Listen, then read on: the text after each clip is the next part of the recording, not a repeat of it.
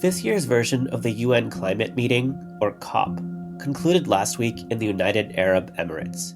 Nearly 200 nations from around the world agreed to a historic deal to transition away from fossil fuels in a just, orderly, and equitable manner.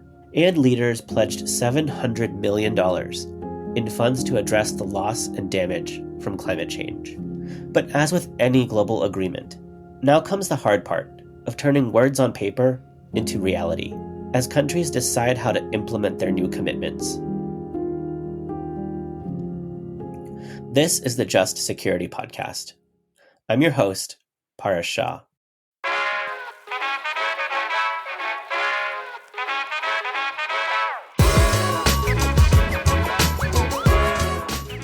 Joining the show to discuss the developments at COP28 and what comes next is Mark Nevitt. Mark is a professor at Emory Law School and an expert on climate change.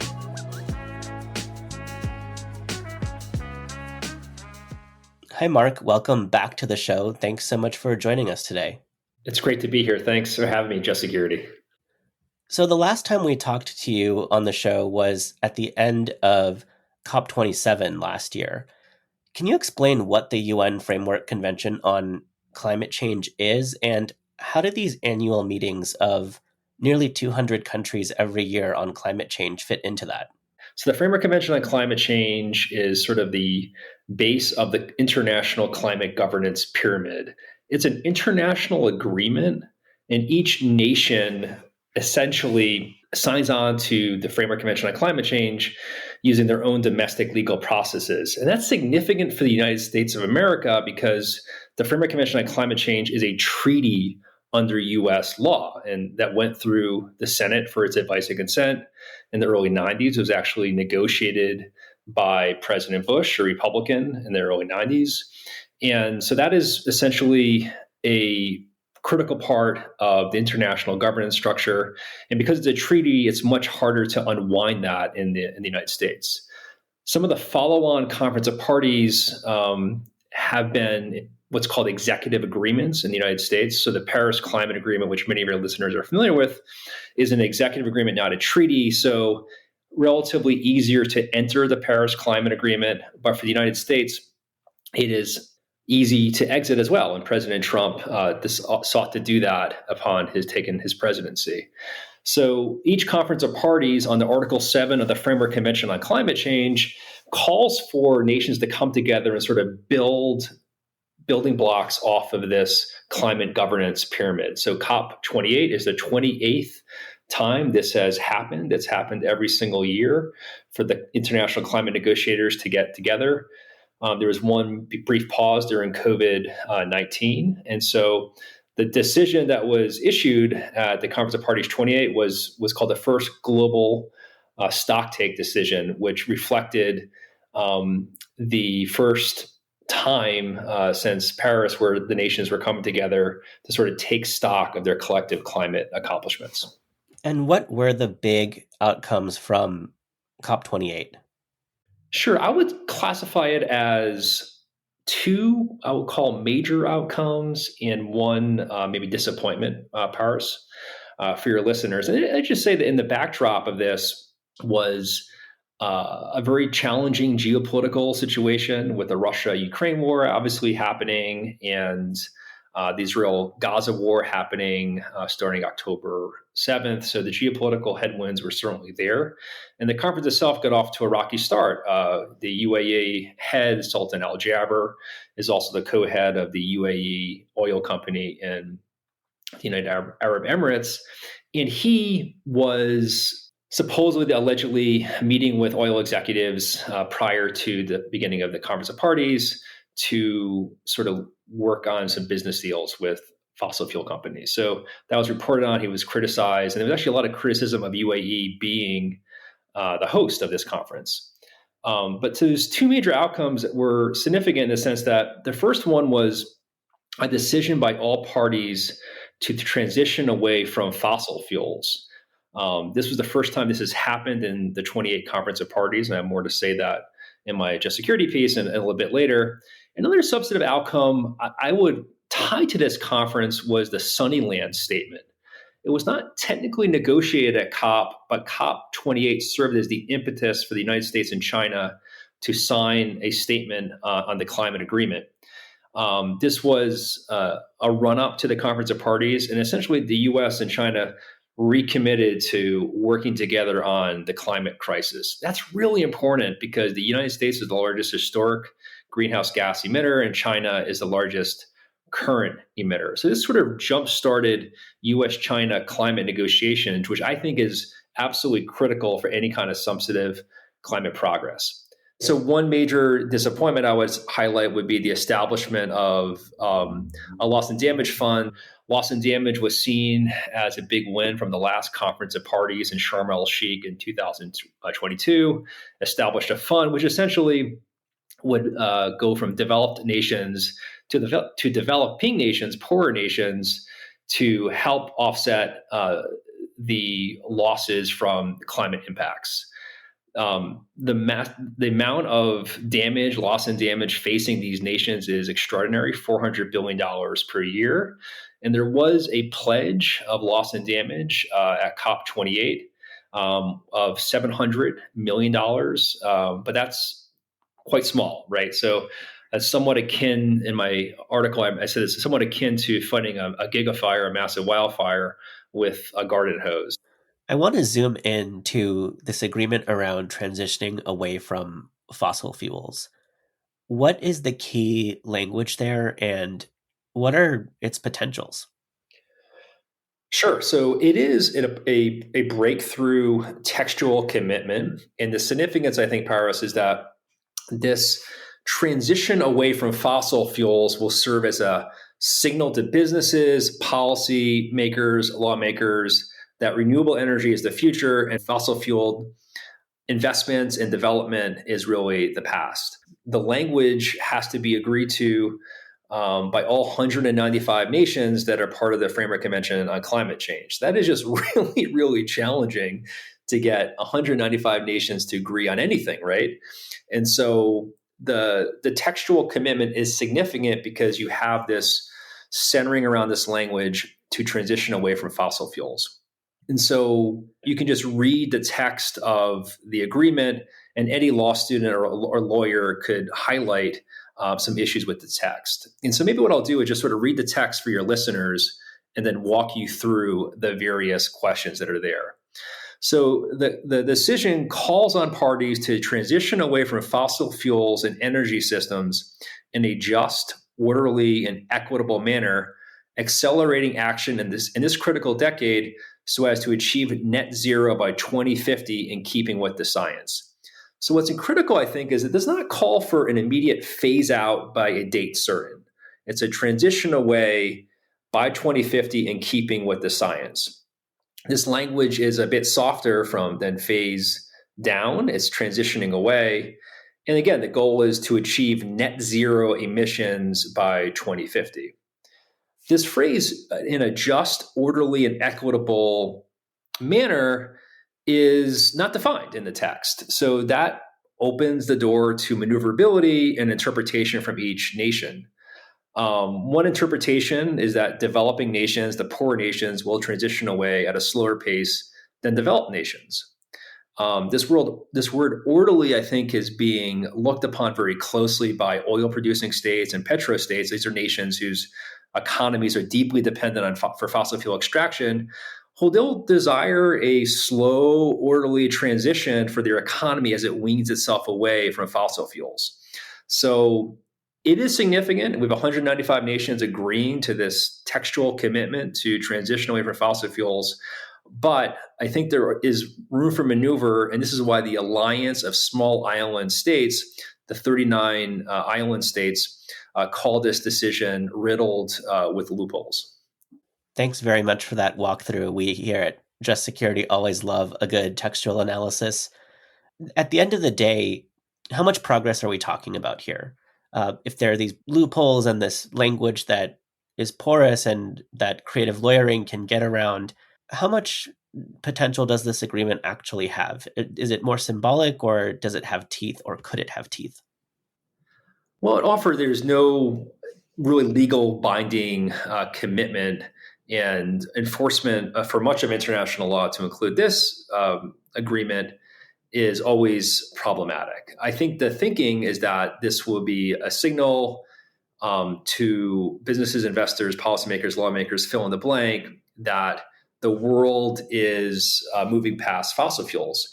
And to be fair, at every conference of party now into the future, nations, to include the nations which are really facing the brunt of climate impacts, can hold this piece of paper up and hold it to account and apply political pressure in an international forum to remind these nations of what they committed to.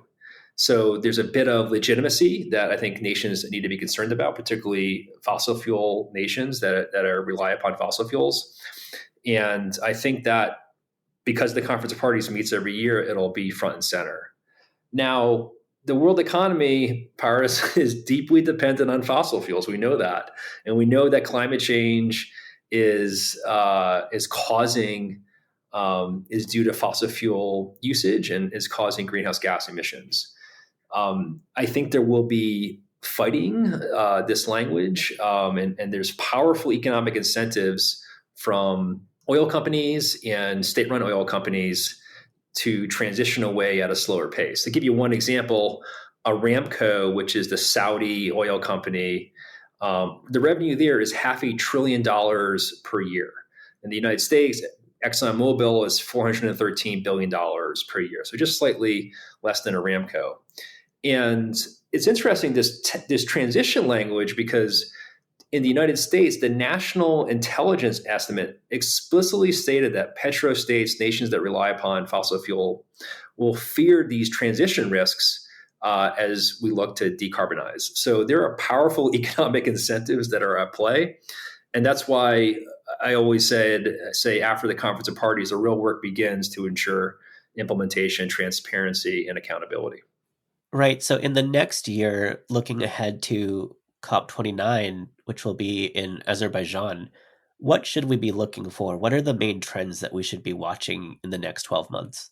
I think it's important to look at how nations are responding to this transition language. We saw kind of a mixed response from, frankly, Saudi Arabia, which seemed to suggest it has room to maneuver from this language. So I always say, preach the gospel. If necessary, use words. So follow the actions of their nations as they look to decarbonize their economy.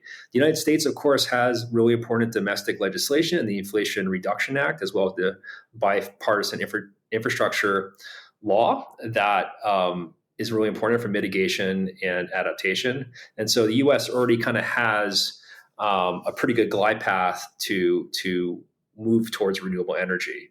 I think it's important to look at the US and China dynamics. The Sunnyland statement's important. Could that be a springboard to broader efforts and, frankly, cooperation on climate? I also look at India. India is increasingly becoming a key player. Its GDP grows about 6-7% per year. Its emissions are growing. It's historically been seen as a developing nation, but that is an economy that is heavily reliant upon fossil fuel usage, and how we manage the Indian economy is going to be really, really important. I also think that we need to take a look at renewable energy in all its forms.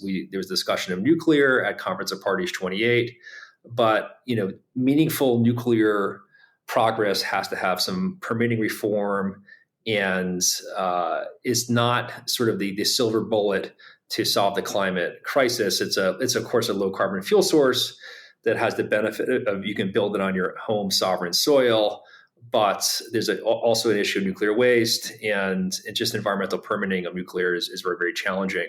In my home state of Georgia, where I live, the Vogtle nuclear power plant is the first power plant built in the United States in 30 some odd years, massively over budget, massively over timeline. So climate change, we don't have that time to really take our time with bridging up or building up our renewable energy sources.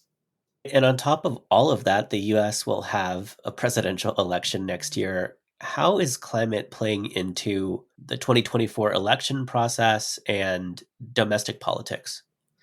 So I think 2024 is a really critical election, and in part, President Biden appears to be the Democratic nominee. It appears that former President Trump is the leading Republican nominee, and you couldn't have two different people on the climate governance stage. President Trump actually took any mention of climate change away from the national security strategy, rather, in 2017.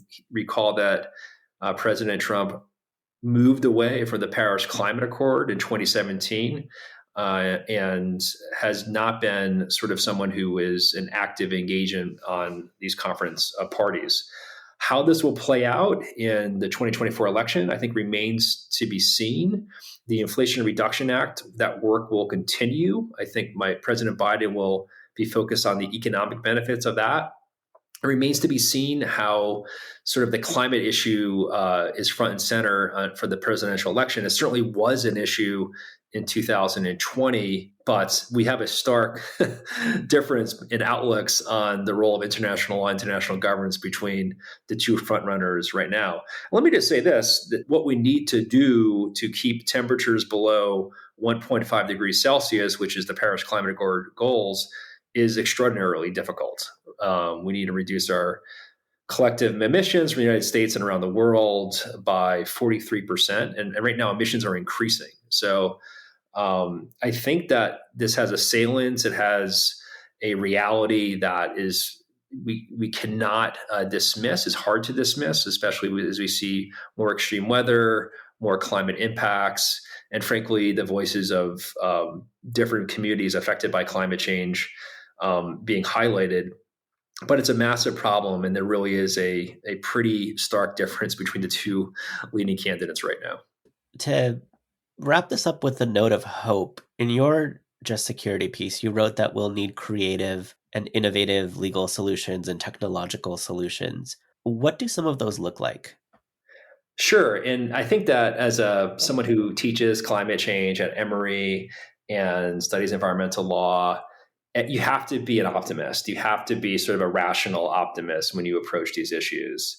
So I think the Conference of Parties is just one tool, international governance tool for solving the climate crisis. And we can't ask it to do too much. Again, it's 195 nations have to come together. But it is an important piece, but it's not the only piece. And so I think technology could play a significant role. We've seen a massive just increase in R&D towards renewable energy.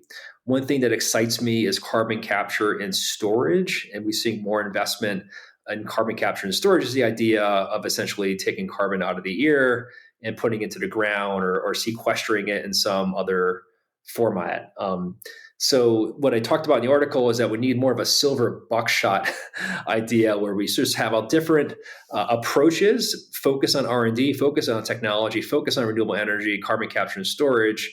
Yes, the Conference of Party needs to be there as well to do its work, but we need innovative technological tools to help us avoid this crisis. We're seeing, obviously, EVs, our electric vehicles, are playing a big role in the transportation sector, but we need all the above, more, faster, all hands on deck, to borrow a term from the Navy, to avert climate disaster this decade.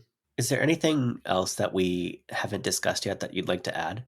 Yeah, I would offer that the next Conference of Parties is in Baku, Azerbaijan. I think this is somewhat of a strange choice from where I stand.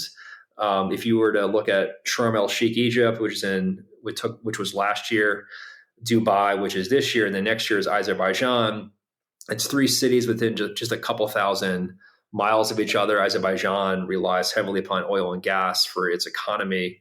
So I think that could be a missed opportunity. I would have loved to see a Conference of Parties in the South Pacific, or really in an area that is really at the front lines of climate impacts. But there are political issues at play when how they decide what nation hosts a Conference of Parties. So I think it'll be a significant one next year. Everyone is significant. Everyone is really important. Particularly, it's going to be an election year, and it'll take place right after the U.S. presidential election. So stay tuned. There's a lot to track there. We'll be following all of it at Just Security. As you note, Mark, there's a need for many different types of innovative solutions. Hopefully, your students will be on the front lines of that in a few years. Thank you again for joining the show. Thank you so much.